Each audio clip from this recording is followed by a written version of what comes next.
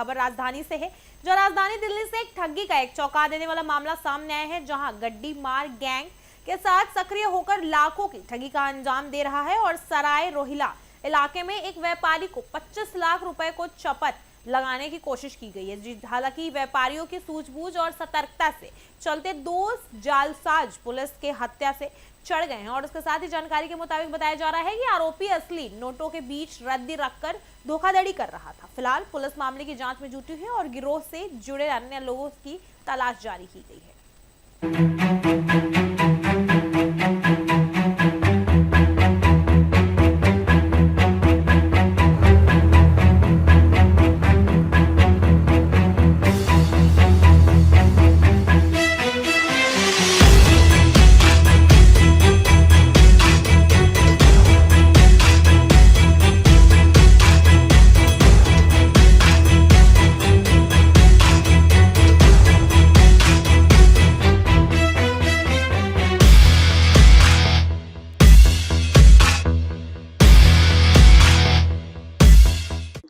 जी, मेरा नाम हिमांशु गोयल है।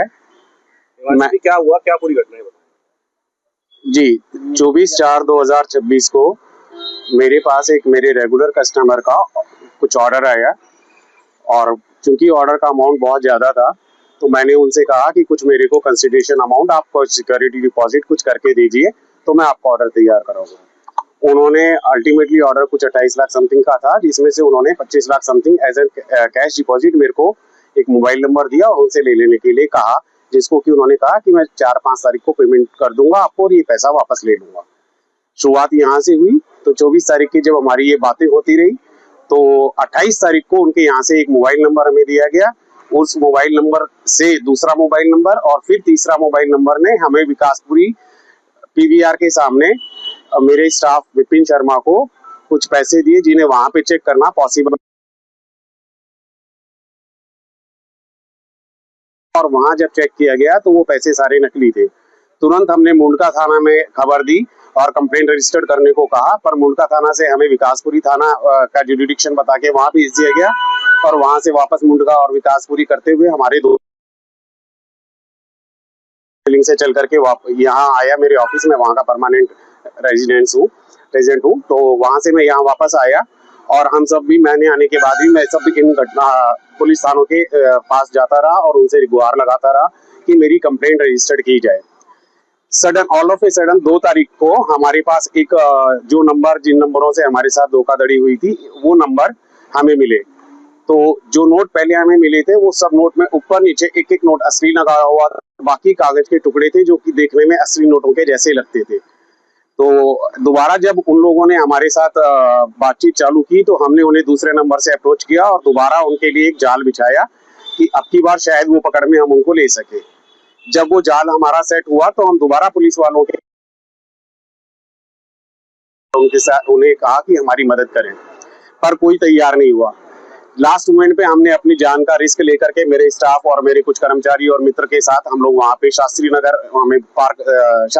नगर मेट्रो स्टेशन के नीचे बुलाया गया, वहां हम गए। मुझे नहीं मालूम था वहां पे कौन लोग होंगे और कौन लोग नहीं होंगे। मैंने अपनी जान का रिस्क लेकर के वहां पर पे और मेरे साथियों के साथ मिलकर के 2 लोगों को पकड़ा। 2 लोगों को पकड़ के हमने 112 नंबर पे कोशिश की कि फोन किया जाए। फोन नहीं लगा तो अड़ोसी पड़ोस में जो भीड़ इकट्ठी हुई थी उन्होंने हमें कहा कि ये सराय रोहिला थाना पास में ही है, आप वहां इन्हें ले जाइए। सराय रोहिला थाना में हम इन्हें लेकर के आए तो यहाँ से हमें इंद्रलोक चौकी जुरिडिक्शन बोल करके वहां भेज दिया गया। वहां हमने इन्हें 2 लोगों को मैं 10 लाख पहले मिली थी, वैसी ही करेंसी के साथ हमने वहां पे सब इंस्पेक्टर क्या बोलते हैं आयुष बजाज जी, उनको मैंने ये पैसे और सारी घटना का विवरण दिया। उसके बाद 2 दिन तक हमें थाने में खड़ा रखा गया और कंप्लेंट दर्ज करने के लिए कर रहे हैं कहा गया। जैसे ही हम लोग उन लोगों को थाने में लेके गए तो मेरे पास धमकी भरे कॉल आने लगे, जो कि सब इंस्पेक्टर आयुष बजाज जी को मैंने मोबाइल में स्पीकर ऑन करके सुनाए और वो सारे नंबर भी दिए जिन नंबरों से मुझे धमकी भरे जान से मार देने के, मेरे परिवार को जान से मार देने के और मुझे दिल्ली से गायब करवा देने या और भी ऐसे ही कुछ अपशब्दों का इस्तेमाल करके और बहुत धमकियां दी गई। फाइनली मैं आयुष बजाज जी के पास दोबारा पहुंचा, अपने वकील से एक कंप्लेंट लिखवा करके। कल रात को 11 बजे के करीब उन्होंने मुझे मेरी एफआईआर रजिस्टर्ड की और हमारे रजिस्टर्ड कॉपी की रजिस्टर्ड जो FIR है उसकी एक कॉपी व्हाट्सएप पे उपलब्ध करवाई। व्हाट्सएप पे उपलब्ध कराने के बाद जहां हम केस था काउंटरफिट, जो कि देश के साथ फर्जीवाड़ा, जो कि नकली नोटों का धंधा, और जो कि इतनी बड़ी खेप जो हमने खुद अपनी जान, पुलिस की उदासीनता के चलते हमें अपनी जान को खतरे में डाल करके लेना पड़ा, वो सब हमने FIR में अपनी कंप्लेंट में दिया। पुलिस ने उसमें से सारी धाराएं जो कि गंभीर धाराएं थी, उन धाराओं को हटा करके सामान्य धाराओं में केस रजिस्टर्ड करके उन लोगों को 41A के नोटिस दे करके जो अभियुक्त थे और जो रंगे हाथ हमारे द्वारा और हमारे कर्मचारियों द्वारा पकड़े गए थे, उन लोगों को जमानत दी थी, उन्हें कोर्ट में प्रस्तुति नहीं किया।